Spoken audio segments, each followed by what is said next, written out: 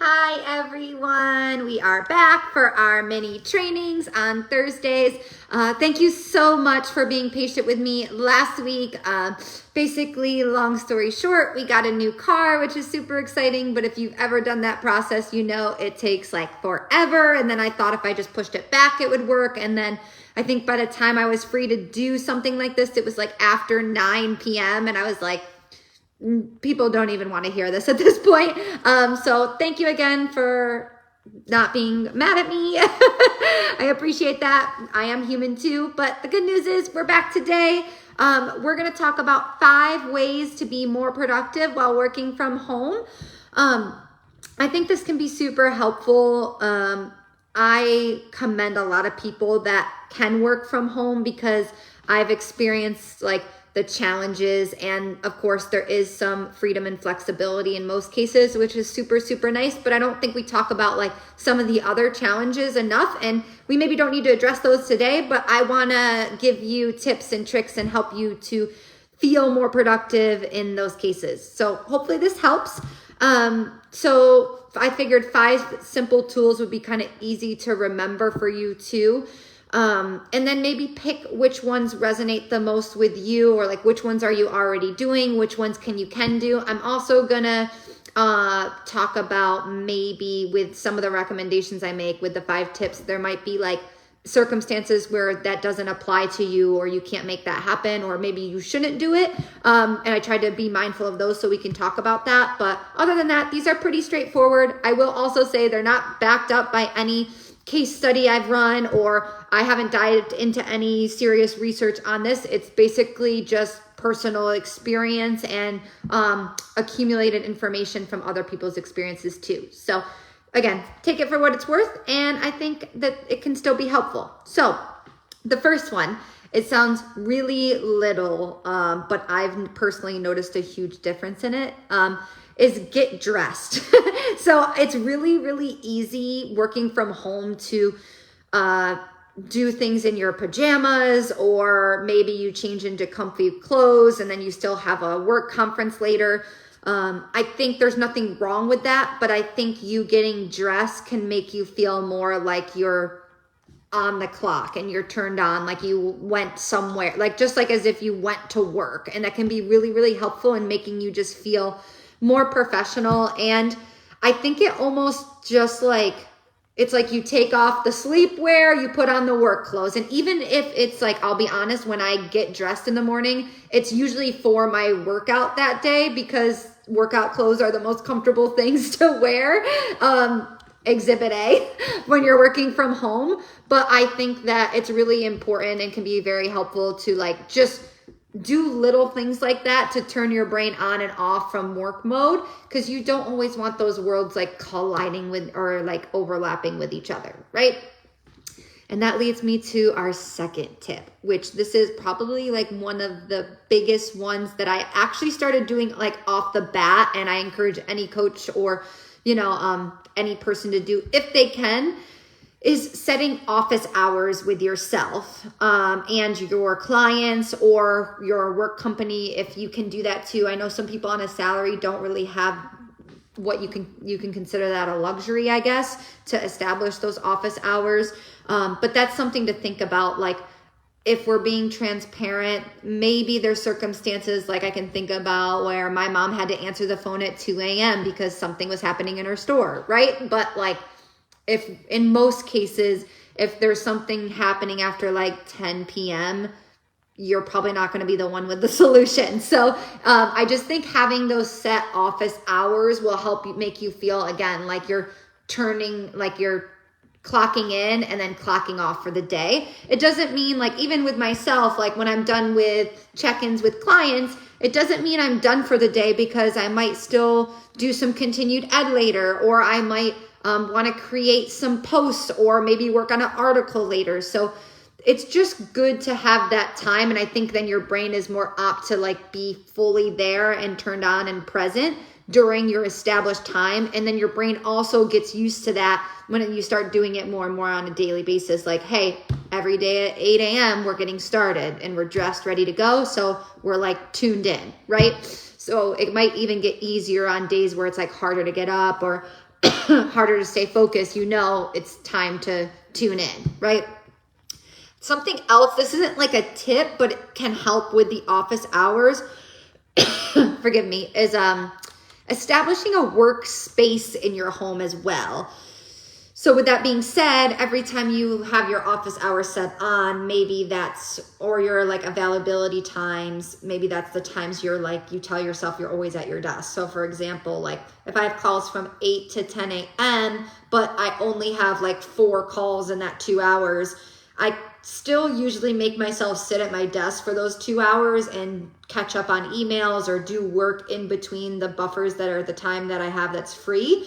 Because I'm just already there, I'm dressed, I'm ready to go. This is my workspace, I'm in the mode, I'm in the zone, rather than going and doing something else. But because it's a short period of time, like 8 to 10 is only 2 hours, right? So just thinking about if you can have a workspace in your home, it again just separates your work and like daily life away from each other so that they're not always like crashing or combining, because sometimes I think when the lines are a little more blurred, you can start to be less and less professional in your approach. And it's easy to do that when you're working from home because you're not in your office at a desk. But if you can set that up at your home, I think that's super, super helpful. Okay, so first one, get dressed. Second one, set office hours. The third one is super, I would say more nuancy for me. And the realization that I've had from it, but it may be helpful for you to keep your shoes on. This sounds like super funny and random, but I think we all know that feeling once you've had a really long day and you get home and you take off your shoes. It kind of is like a signal that you're like unwinding, right? Same thing for like, I'm trying to think about like those sometimes tell me like, after they shower at night, they can't really do anything else. They just get ready for bed because you're like in that process of unwinding and tuning down or powering down, right? So it might be helpful for you to keep your shoes on throughout the day. Even if you like go, you work and then you don't have your shoes on and then you go run an errand and then you come back and you have to do more work. It might be helpful to just keep your shoes on from the errand because then you feel like you're still like moving and going throughout the day. Versus like until you're completely done, you know you're not going to leave your house anymore, you don't have to open your laptop anymore, then take those bad boys off, right? There is a little disclaimer or disclosure here. Recent pro tip I've learned from Coach Ryan at Training Think Tank is if you are like, for example, I'm looking to get better at running. So he encouraged to walk around barefoot more often, and your foot will help like strengthen on its own by doing that. So currently I'm not practicing this one as much as I'm like preaching it right now. But again, a disclaimer for those working on that. This might not be the one for you, but I've actually felt it work and be very helpful for me too. So I think that would be good for you guys. And then the fourth one is, you know what? I'm going to switch the order here. I'm going to make the fourth one be video conferences if possible. So for example, this is one I'm still working on, but I think it depends on your job, right? Like some people require you to meet via Zoom or Skype or FaceTime or whatever. In my line of work, I always do regular phone calls right now. When I first started off, I always did video conferencing and then I kind of got away from it. I think more of a convenience standpoint, and honestly, like you can imagine sometimes trying to organize like 40 people in their schedule and then also find a time where they can like sit and see me can be very challenging. But I would encourage this if you have the option to do that.